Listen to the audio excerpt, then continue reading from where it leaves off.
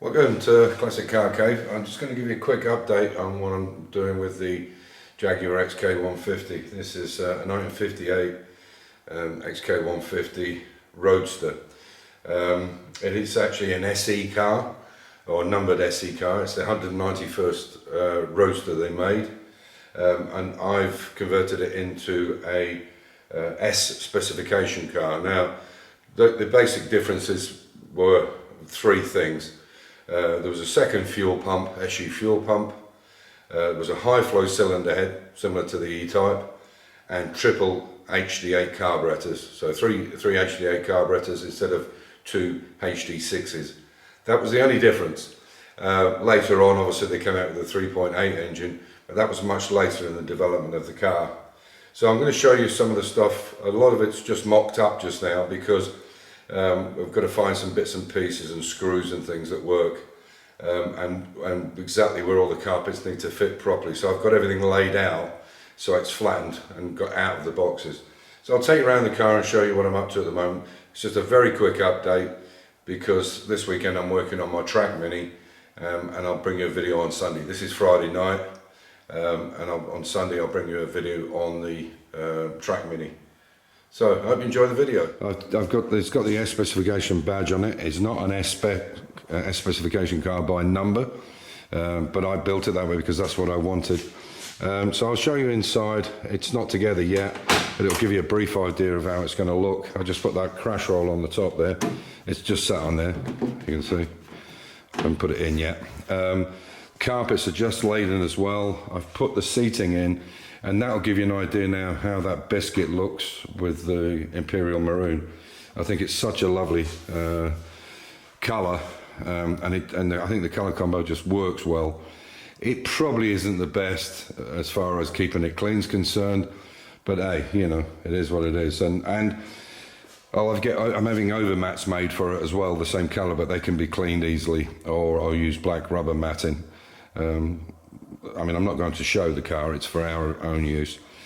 One of the dilemmas I do have is, if you look straight away, the first thing that sticks out to you is that grey metal seat base. Now that'll be up higher than that because there's nylon runners and metal runners to go underneath the seat. So it'll be up just a little bit more.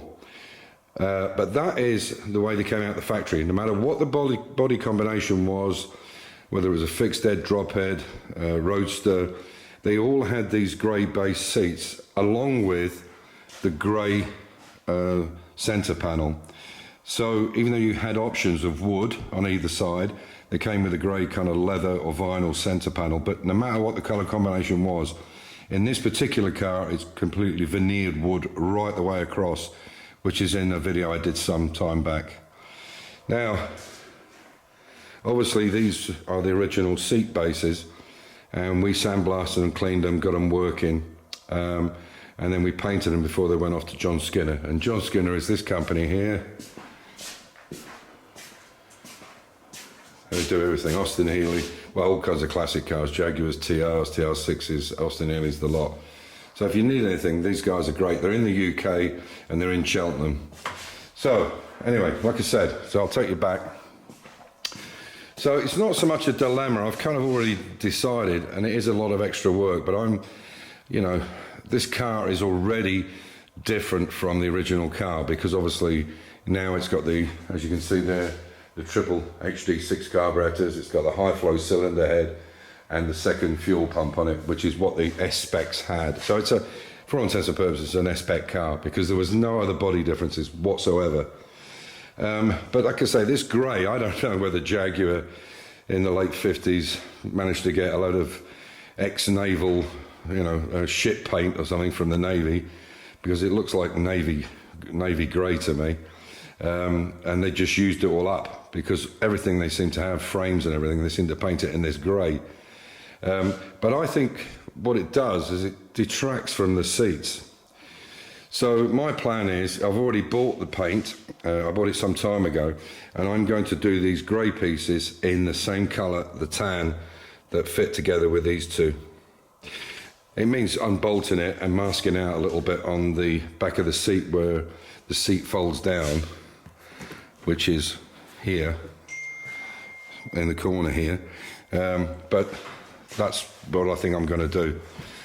So as I say, they're only sat in there. They're not solid. They're just put in there at the moment. I don't know what you guys' opinion is on that, but I think the grey detracts from it when you open the door. Again, like I say, the underlay is starting properly yet. Nothing's in, and I do believe, I think on some cars there was a little tiny lip here, which probably stopped this getting scuffed. You know, there was like a little aluminium lip, and whether I'm going to put that in or not, I'm not sure. Unfortunately, I have a tiny blemish here, and it might just go over that little blemish. We'll see. Time all the rubbers are on and everything. So I'll take you to the back. Now, obviously, this is not the way it sits because obviously I have these two, but you can see it's going to be a good fit. These are for the boot locks here, but it's a really nice fit in there. Obviously they're not fitted in yet because all the wiring's still underneath it. And these have to go underneath these rams, obviously, that I've put in here. Now I wish I'd known, after seeing the one in the UK, the XK 150 drophead coupe, if I'd have known that there was helper springs that you can have on these springs, I would have gone for them, but I didn't know they existed. Yeah, it's a bit of a shame actually, because I would have gone for them and I wouldn't have bothered with these rams. But I didn't know at the time. You know, it's one of those things, isn't it, that hindsight's a wonderful thing. But as I say, you can see it's going to fit really, really well. And this is what I'm saying about buying something. You know, people say, oh, it's so expensive, but you know, you do get what you pay for. I guess it's the end of the day. You buy quality garments and they last for a long, long time. As simple as that. But as you can see, as I say, I think that grey just stands out too much for me. There is a cover that goes over the top of this at the back. So when the roof is down, it sits against the back of the seats here, so you don't see this gap, if you see what I mean. So there's a piece that stays permanently on here, on the back here, and then when you want to put the roof down, because it's a convertible, you just pull the seats forward and tuck it down underneath inside, and you don't see it. But there's like a little bar comes out and stretches it over the top of the seats like this, if you know what I mean. You'll see it when we put it on. In fact, that's got to be sandblasted yet. But yeah, it's coming on extremely comfortable, even though they're not mounted and they're not at the right height. Extremely comfortable to sit in. Although I've heard lots of stories about the problem with these original seats is they're a bit like sitting in a big armchair. You can tend to roll around in them. I suppose it's a bit easier for the driver because you've got something to hold on to. Also, that gear stick there, which is not put on yet properly, I can actually turn that gear stick round the other way, because in the original cars the gear stick was bent forward, so it went like this, and I can do the same with this gear stick. I'll see what works better for me, and if it turns out that it's better forward than backwards, then I'll do that. So there we are. And like I said, so if I take it under here, maybe I can show you the difference. Sorry about this, I haven't really prepared this properly. There you can see, hang on, if I put it up right, there you can see the twin pumps. So they were the only three differences between the S, and you could have upgrades, you could have walnut dashes and this, that and the next thing, but you can see this would be the real, so the HD6s, which are HD8, sorry, and the HD6s that would have been twins on the normal SE car. And this high flow head, that's the only differences on them. But strangely enough, the price is massive from an SE to an S spec, because there was very few made. So they command really, really high prices. You know, getting up in the six figures more. So there you go. But the reason we haven't got on with this so much, apart from having family over and guests and so on, is that we still have a little bit of wiring to do, especially in the rear and a little bit here in the front. You can see this is not on all fixed in yet, and we're waiting for Hamed, which is a friend of Amir's, to come up again and just finish it off, because the LED we're not sure about, and we don't want to screw the lights up because they were quite expensive. So we're waiting for Ahmed to come back and have a look at that. Unfortunately, he had a private job in Switzerland. He does a lot of this kind of stuff, so he comes to different places around Europe and fixes people's stuff. He's a particularly electronics bod. So it's the LED stuff that's really kind of caused the issue. We don't want to blow anything, but I think you agree. I think the colour combo is really nice. I think once it's all done, it's going to look fabulous. And this is the LED stuff we were talking about. So this is the rear light here. Sorry, I took it out the boot. I'll get it here. But you can see this is the rear light here. And this is a new one because, you know, time you get a new glass, you might as well get the whole thing. And obviously these are LED displays. And then an orange light which glows when you put this on, even though this is red, it glows orange to the rear, so you can see the indicators separately.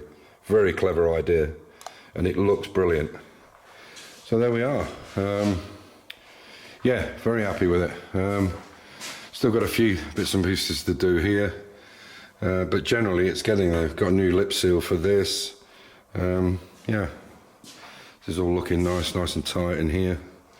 It's not a show car. It's for our use, my wife and I's use, and we intend to do a lot of miles in this. Possibly, I might let the E-Type go when the market gets better in the next year or 2 years. Possibly, I don't know. We'll see if I fancy something else. But yeah, this one we want to do a lot of touring around Europe and the whole of Europe with it. And it's got the boot space to do it. The E-Type, unfortunately, over there doesn't. It's a gorgeous car and it's lovely to drive. It's quite comfortable actually for a convertible, but the boot space in it is basically non-existent. There's still quite a lot of equipment to go with this car. There's a lot of interior for it, because what we need to do now particularly is get the stuff around the windscreen aperture, but this is all the kit that goes with it, so there's still quite a lot to do. So yeah, like I say, now the thing we really need to do before we can put the rubber and the windscreen in place. So let me get rid of this tripod. Because the material comes over the top here, we have to fit all that in before we can fit the rubber in, and it comes around inside here as well. So once that's done, I have the brand new windscreen. The old one was not there, and I think it's got a slight green or a blue tint to it. So once that's in, we can put the rubber in and get the window fitted, and then crack on. I would like to get the car finished for by the end of by Christmas time, by winter, and then have it on the road sort of February, early March, which I can't see any reason why we couldn't. It's all up and running now. We should be able to start moving it in the next few weeks. I can get it off the ramp because I've got other jobs that I need to do on the ramp for other cars. But so far so good. And when the bonnet's on it, it really looks spectacular because that leaping chrome cat on the front and that massive grille, it just really pops. Anyway, so that's it, just a quick update. And as I said, on Sunday I'll put a video up on the track car for the mods that I'm doing on that. So as usual, stay safe, keep the faith, enjoy your hobby, and be good to each other. Take care.